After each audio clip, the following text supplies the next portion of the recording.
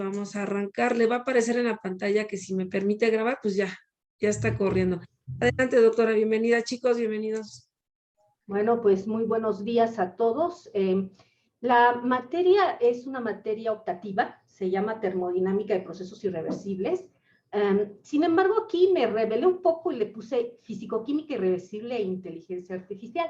¿Por qué? Porque a final de cuentas, hablar de una termodinámica irreversible es como una contradicción. La termodinámica es per se reversible, no irreversible. Entonces, si estamos hablando o pensando procesos irreversibles, entonces no es termodinámica, es algo más allá de termodinámica.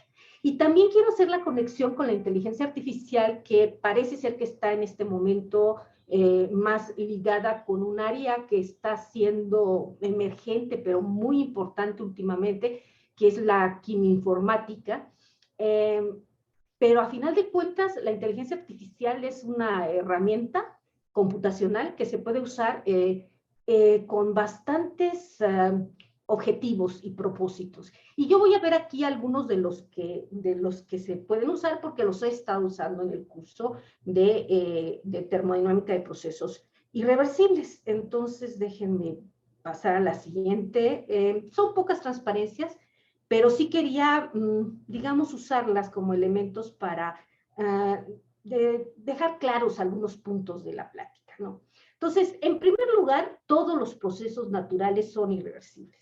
La verdad es que todo lo que estudiamos en la carrera es fundamentalmente en equilibrio y a nivel macroscópico.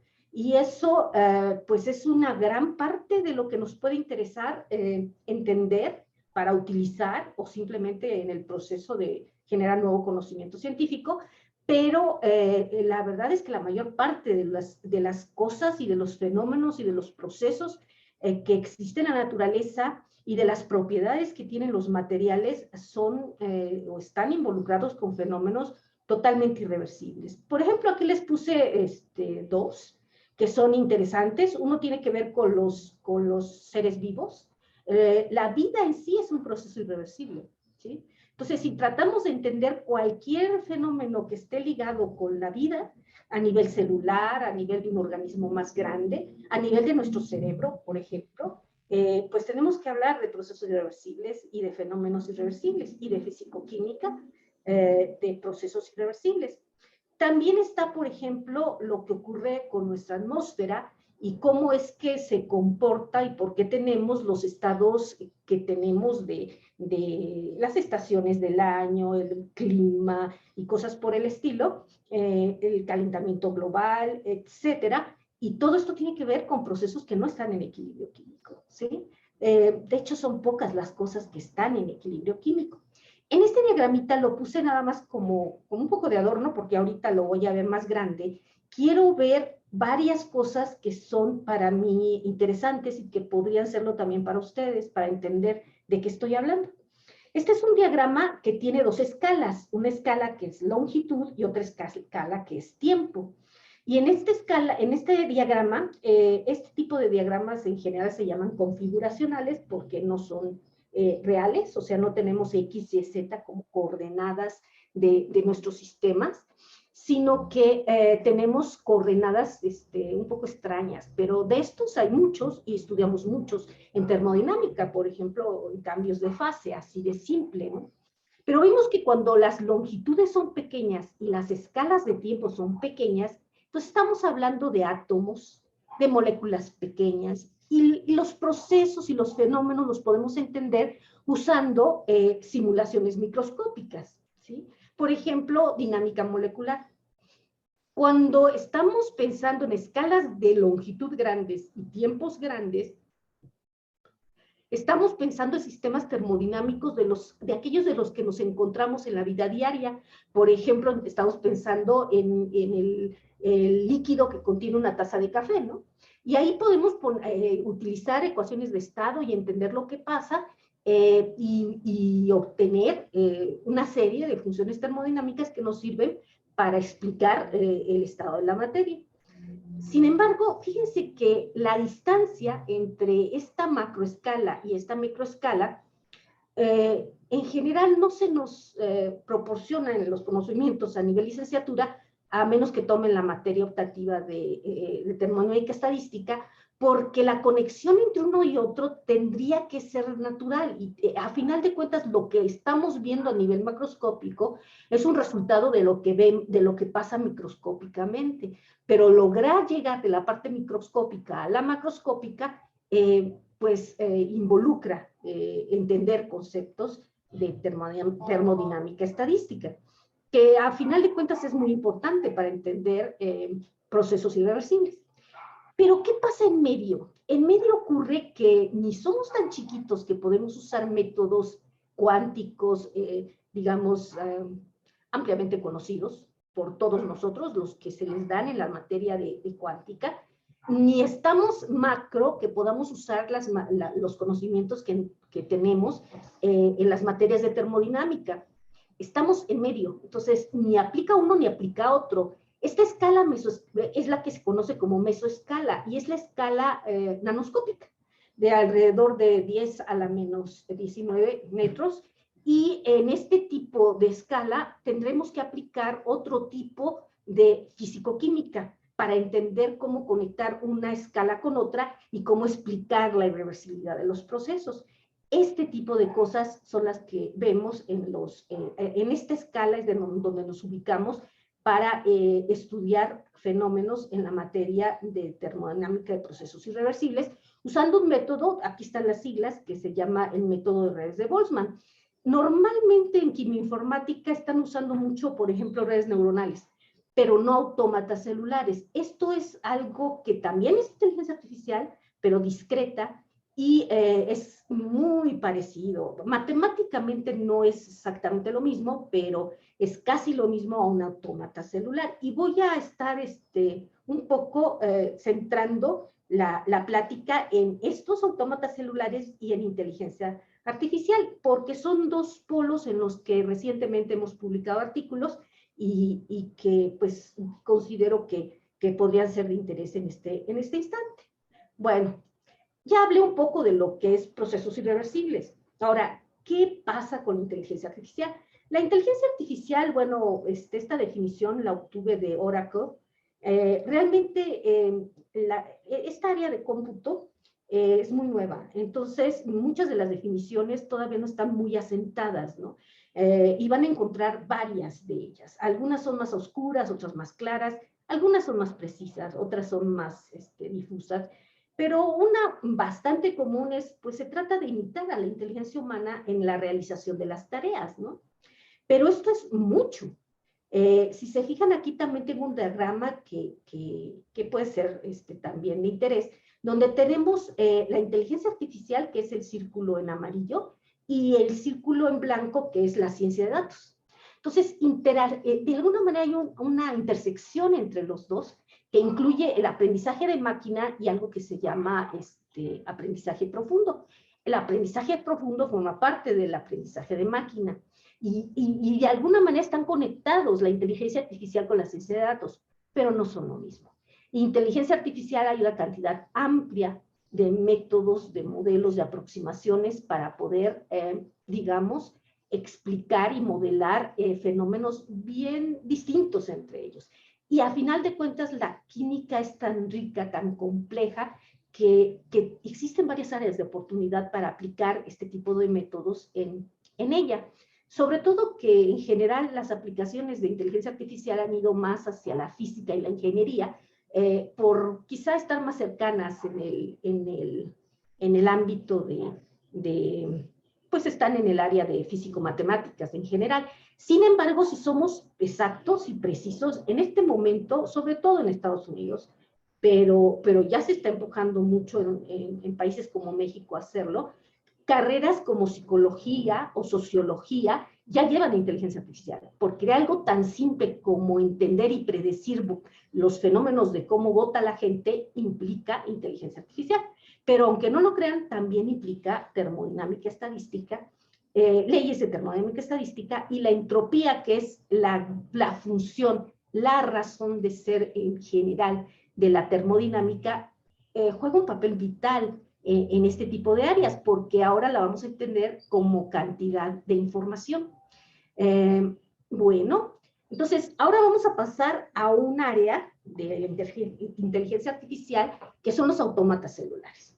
Los autómatas celulares aparecen como un juego, como un modelo matemático dinámico, es decir, cambia en el tiempo, va a evolucionar en pasos discretos. Este es un mundo de números discretos, no continuos. Aquí no aplican los métodos numéricos. Aplican las matemáticas de los números discretos. ¿Sí? Tenemos 1 y 2, no hay nada entre 1 y 2, por ejemplo. Entonces, va a estar sobre una rejilla formada por celdas que cambian de estado, ¿sí?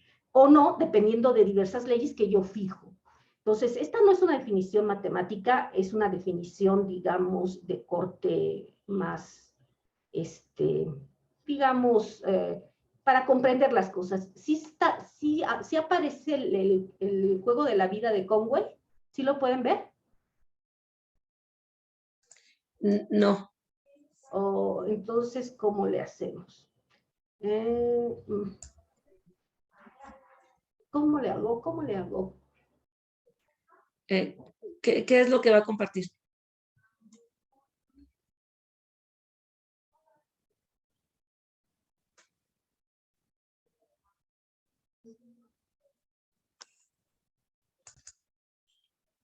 Listo, ya se ve.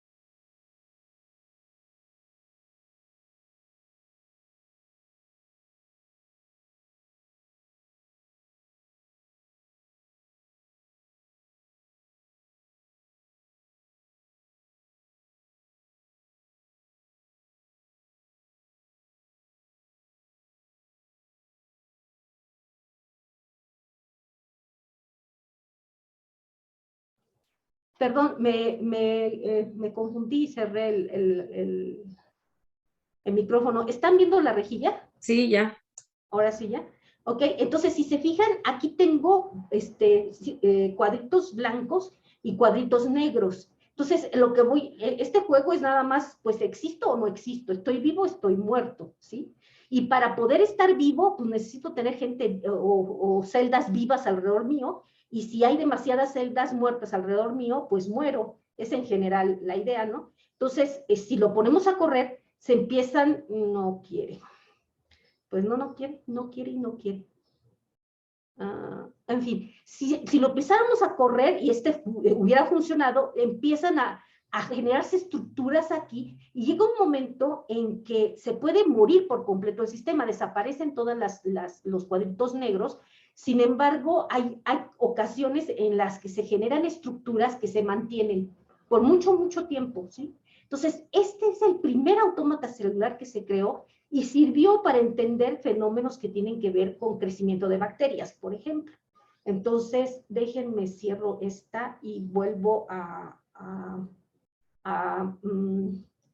buscar una nueva, aquí está, ya. Entonces, vamos aquí. Entonces, bueno, no fue, digamos, exitosa la presentación de este autómata celular, pero la idea es que es un modelo muy simple, pero es tan simple que al principio se pensó que era inútil, ¿sí? Pero no, resultó que era importante para modelar el comportamiento de sistemas vivos. Bueno, nosotros hemos trabajado este tipo de modelos aplicando, además de la parte de inteligencia artificial, redes de Boltzmann, y hemos, pues, por ejemplo, estos diagramas que ven aquí, son diagramas en los que hemos visto cómo pensamos que en lugar de tener un sistema continuo, tenemos un sistema discreto, o sea, en lugar de tener, por ejemplo, un líquido aquí, tenemos partículas que rebotan entre sí con determinadas reglas. Por ejemplo, aquí cuando colisionan, todas las rojas colisionan y rebotan, se van para afuera. Por ejemplo, aquí se van a trasladar y estas rojas que se van hacia afuera, pues se siguen yendo hacia afuera, ¿sí? Y si llegan a las paredes, pues rebotan de una manera particular. Usando este tipo de reglas, podemos simular fenómenos físico-químicos tan complejos como la fusión de un material, en este caso fue galio, pudo haber sido otro material, en un medio poroso. El comportamiento de los fenómenos en medios porosos es muy importante actualmente. Una de las razones por las que es muy importante es por la forma en que el petróleo está siendo cada vez más, digamos, difícil de extraer. Hay países que tienen depósitos que durarán una cantidad de años bastante grande, otros no. Y los que están perdiendo la cantidad de petróleo de reservas pues, que tienen, están buscando métodos cada vez más agresivos para obtener ese petróleo. Lo que hacen es inyectar en el pozo petrolero, en el suelo, inyectan pues a una profundidad alta un material, a veces es un gas, a veces es un líquido, y provocan la expulsión el petróleo a fuerza bruta, ¿no? Entonces, por eso nos interesa estudiar a nivel de físico-química cómo ocurren los cambios de fase en medios porosos. Entonces, aquí tenemos un medio poroso que estoy representando por este cuadradito. Y en este medio poroso, la parte de arriba es una pared adiabática, no hay transferencia de calor, la de abajo es adiabática, no hay transferencia de calor. Esta temperatura que es T subíndice H es más alta que esta temperatura que es T subíndice C, ¿sí? Entonces, hay un flujo de calor desde esta pared hasta esta otra. Tenemos el efecto de la gravedad y resulta que en este medio hay una matriz porosa. Puede ser, por ejemplo, suelo, piedra, roca, o puede ser una ceolita, por ejemplo, y está embebido con un material que es sólido, que es el galio. En cuanto nos hagan de cuenta que tenemos aquí una pared para evitar que fluya el calor y de repente la quitamos, ¿sí? Entonces, a la hora de quitarla se empieza a fundir el galio y empieza a pasar hacia esta otra pared. Usando algo tan simple como las bases en las que se crearon el juego de Conway de la vida, podemos llegar a este tipo de resultados, que son perfiles donde se puede ver la temperatura del material y la velocidad del fluido que está resultando de la fusión, ¿sí? Este artículo se publicó en el 2021 y fue una tesis doctoral de un estudiante que es ingeniero químico. La maestría la hizo en ciencias químicas en una universidad de provincia, y el doctorado lo hizo conmigo en ciencias e ingeniería de la computación, ¿sí? Ahorita él está dedicado a trabajar en bufete desde su casa, produciendo o resolviendo proyectos que van desde materiales hasta, por ejemplo, las pruebas que se hicieron en uno de los puentes de Toluca para ver si no estaba fracturado, ¿no? Y esta es una manera de trabajar y de emplearse que es nueva, pero que es muy prometedora. O sea, no es así como tener un trabajo con una empresa, sino tener un trabajo o con un bufete o solo y dedicarse a hacer trabajos de resolución de proyectos que, como son totalmente teóricos, pues pueden hacerse en casa, y esto se entrega donde se tenga que entregar. En el caso de Benjamín, que así se llama mi estudiante, que ya es doctor, es en Canadá, la empresa es canadiense y los proyectos pues salen donde salen, en México, en la India. Los que ganan los proyectos, ahí se ganan y ahí se entregan, ¿sí? Sin moverse de Veracruz, que es donde él vive.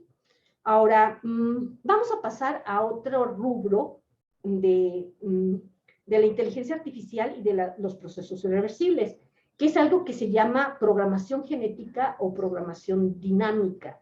Esta es una metodología que utiliza los algoritmos evolutivos o genéticos Y aquí lo que quiero decirles, así como para darles una idea de qué estoy hablando, algoritmos genéticos nacen cuando se empezó a pensar que podíamos resolver problemas computacionales utilizando las reglas que usan los seres cuando se reproducen, los seres vivos cuando se reproducen.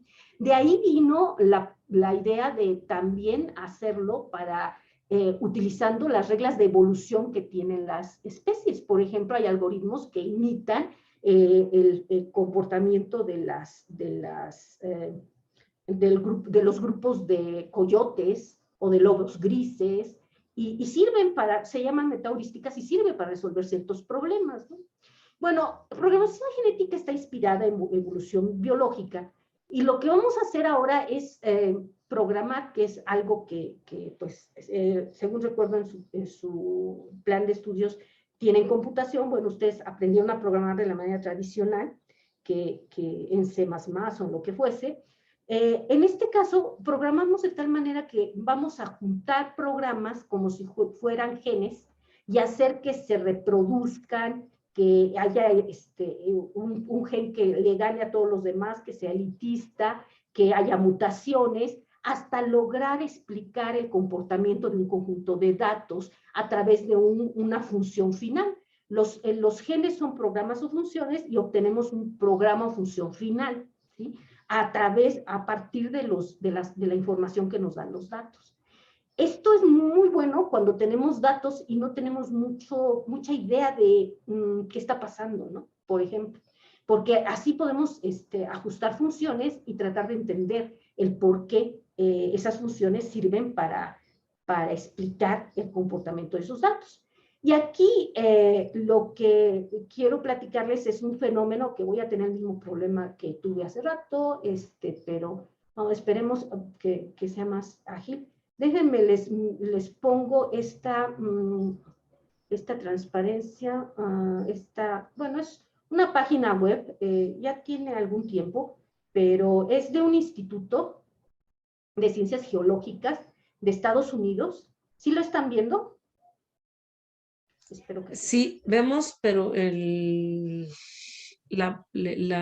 muro aún no ha activado nada. No, pero yo creo que no lo voy a activar porque no funciona esto, ¿sí? Tenemos aquí el hidrato de metano, ¿sí? Entonces, ¿qué es el hidrato de metano? No es un compuesto, hay materiales, por decirlo, creo que es lo más correcto. Hay materiales que no es tan clara ya nuestras definiciones de la licenciatura de si es un compuesto o si es una mezcla, y etcétera, porque son materiales que tienen estructuras complejas. Ya la fisicoquímica, la termodinámica que vimos en la licenciatura no nos sirve, y en general se trabajan, se estudian con una fisicoquímica que se conoce como suave, de materiales suaves. El hidrato de metano es un material que existe en profundidades muy grandes de la Tierra, sobre todo en el Polo Norte, y en el Polo Sur y en lugares donde hay petróleo, pero por ejemplo en México pues hay poco por la temperatura. Y se trata de cristales de agua, en este caso formando el hielo, que contienen adentro una molécula de metano. Es el hidrato de metano. Hay de etano, hay de una mezcla de metano y etano. ¿Y por qué nos interesan estos materiales? Porque la cantidad que hay de ellos es tan grande que es una fuente que no ha sido explotada en este instante de gas natural muy importante. Muy importante si la sabemos usar bien, si nos interesa extraerlo para nuestro uso y hacerlo bien, entonces puede ser de gran utilidad. Cambiaría ¿qué es lo que está diciendo en alguna parte aquí? Cambiaría el juego, ¿no? De cómo funciona la energía en el futuro. Pero también puede ser un problema, porque si no la sabemos sacar o el cambio climático nos lleva a que se descongele mucho hielo, el metano se va a liberar y nos va a producir un efecto muy fuerte de invernadero, ¿sí? Entonces, aquí tenemos que enfrentar el problema de qué va a pasar si se nos sigue fundiendo el hielo, o utilizar la estrategia de, bueno, vamos a pensar que podemos utilizarlo en algo. Esta fotografía me va a servir en lugar del video. Es impresionante cómo se ve el material, porque el material está a profundidades muy grandes, lo cual quiere decir que las presiones son muy altas. Las temperaturas deben ser bajas. Ahorita vamos a ver un diagrama de fases, pero si lo sacamos a atmósfera, se empieza a derretir el hielo, pero si le acercamos un cerillo, vamos a ver esto que está aquí, se ve el hielo y flamas. Entonces se ve cómo se va fundiendo el hielo, pero es como si el hielo se estuviera quemando, ¿sí? Y estas flamas son porque el metano se va liberando, se acerca el cerillo y pues se empieza a quemar, ¿no? Entonces, aquí es una forma de cómo se ve en un tipo de cemento. Aquí tenemos un diagrama de fases. En este diagrama de fases tenemos la profundidad en metros del agua, que nos da profundidad también de presión, la temperatura, y vemos cómo en determinadas profundidades muy altas a temperaturas bajas tenemos el hidrato de metano y el hielo. De hecho, el agua como hielo tiene un diagrama de fases bastante complejo, sencillita, pero si resulta que además tiene el metano adentro, que por cierto no sabemos a nivel química si el metano está absorbido, hay enlaces de Van der Waals o qué tipo de estructura hay ahí. Tenemos que, es una de las razones por las que queremos estudiar cómo se libera o cómo se forma para poder entender el tipo de enlace que tiene, ¿no? Entonces, en este muro ustedes pueden ver, por ejemplo, digo, este se podría hacer más grande, pero se puede ver cómo aquí hay algunos puntos donde se puede ver que existe. Y bueno, aquí son quería entrar aquí a este video, pero pues no tiene caso porque no vamos a poder hacerlo, pero básicamente para saber que lo que sería, digamos, el proceso, el fenómeno. Bueno, ahora quiero regresar a este punto y ¿qué hicimos nosotros? En un artículo que apareció en enero de este año, lo que hicimos fue a partir de un experimento que ya fue reportado por otros investigadores. En este experimento tenemos un recipiente cilíndrico, tenemos agua, inyectamos el gas, formamos una burbuja, vemos qué tan rápido crece la burbuja. Esta es la burbuja una vez que se separa de esta inyección y se forma una capa arriba del hidrato de metano, pero el hidrato de metano se forma en la superficie de esta burbuja, porque tengo agua aquí, porque lo tengo a la temperatura correcta y porque estoy inyectando el metano a una presión adecuada, ¿no? Este es el experimento en general. Lo que nosotros utilizamos fue programación dinámica, programación genética, para poder encontrar la velocidad de reacción, ¿sí? Conociendo la velocidad de reacción, nosotros sabemos que podemos, digamos, empezar a pensar en mecanismos de formación del metano. Entonces, este es un paso para poder entender cuáles serían las propiedades químicas de ese material, el hidrato de metano, que tiene pues una importancia estratégica grande. Pues para cerrar esto, yo nada más les diría que en lo particular, yo soy egresada de la Facultad de Ingeniería Química. Yo tengo la maestría y el doctorado en Físico-Química y ya hice como 4 postdoctorados entre Estados Unidos, Alemania, Bélgica, Francia, 4 años. Y ya llevo varios sabáticos en Estados Unidos y en California, en Nueva York y demás, trabajando en estructura de la materia y en físico-química, desde ecuaciones de estado hasta cinética, pasando por mecánica estadística, y que este es un área que es interesante, que es retadora, porque hay que incluir el trabajo y el concepto y la manera de pensar de gentes, como decía Judith, que vienen de lugares muy diferentes, de físicos, de matemáticos, de químicos, de ingenieros, ahora de biólogos, para poder resolver problemas, que a final de cuentas es lo que nos interesa. En por ejemplo, ejemplo del hidrato de metano, pues puede servir más adelante para hacer algún diseño de algún proceso, pero fundamentalmente esta expresión de velocidad va a servir para hacer propuestas de mecanismos de reacción, ¿no? Pues simplemente invitarlos a que busquen la interacción con profesores, tanto mexicanos como del extranjero. El mundo es grande y en este instante existen una gran cantidad de posibilidades de intercambio de conocimiento que incluye intercambio de personas. Hay veces que uno puede salir como estudiante, hacer un semestre de intercambio, hay veces que no, pero ustedes se sorprenderían de la cantidad tan enorme de conocimiento que hay ahorita, libre, totalmente disponible en distintas plataformas, desde investigación hasta Google. Es así de sencillo. Por ejemplo, Google ha puesto a disposición de todo mundo una cantidad bastante alta de programas y hay otras plataformas donde uno puede bajarlos, ponerlos a funcionar, jugar un poco con ellos. Sean muy proactivos, busquen empujar su curiosidad, su conocimiento, el buscar ir más allá de lo que nosotros como profesores les damos, porque a veces estamos limitados por el tiempo, por los recursos, por muchas cosas.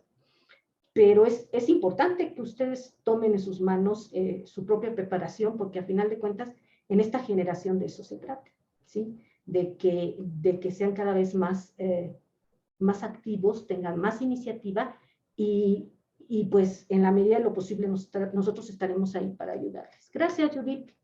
Eso es todo. Gracias a usted, doctora. Bueno, pues vamos a empezar con la parte de preguntas, a ver qué hay. Chicos, adelante, activen su micrófono. Si gustan comentar algo, adelante. Aquí aprovechemos a la doctora, por favor. Yael, Dani, Fer, Aarón. Cualquier pregunta es buena.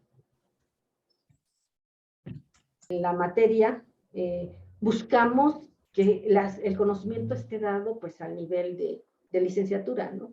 Y que las actividades para obtener el conocimiento como para evaluar sean adecuadas al nivel, ¿no? Pero a final de cuentas es un buen punto donde se pueden conectar con investigación ya de posgrado, ¿no? Sí. Bueno, Yael, ¿no? Dani.